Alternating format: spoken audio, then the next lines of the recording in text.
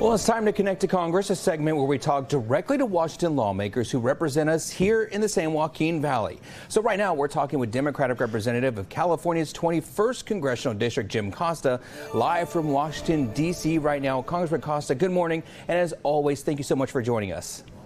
Well, good morning, and it's always great to be on great day, as I like to say.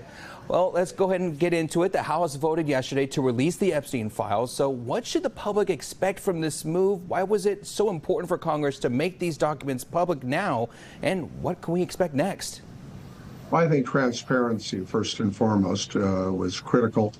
And the impacts of these now women, but then young girls who were abused, and a story that certainly was well known. And not only was Epstein and the other accomplice, his assistant, held accountable, but there were other factors that were in. And I think the American public has a right to know. They wanted a right to know. I mean, this really kind of originated from part of the MAGA movement. And the fact that this information was being withheld was totally inappropriate to hold people accountable, some of the most powerful people in this country that should be held accountable. So we're going to move to the next thing because there's something else on people's minds. That's the Affordable Care Act tax credits. Those are set to expire at the end of this year. Right now, there's only a promise in the Senate to address it. What are you pushing for in the House to make sure that families here in the Valley don't see their health insurance premium spike? 22 million Americans could be impacted if the tax credits are not extended. People are already getting noticed about the increase from 200% to 300% for their health care insurance. In the Valley and in my district, it could be over 22,000 citizens. And, you know, this is part of our safety net.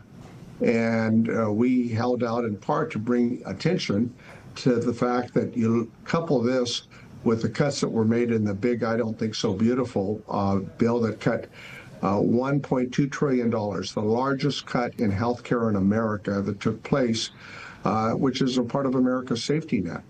And Thune has indicated, Senator Thune, that the Senate will have a chance to vote to re-extend those tax credits.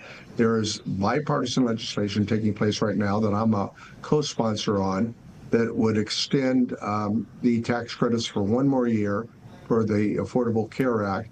And in addition to that, it would make some reforms and look upon how we can try to ensure that Americans, all of our citizens, who clearly want to make sure that their health care is addressed.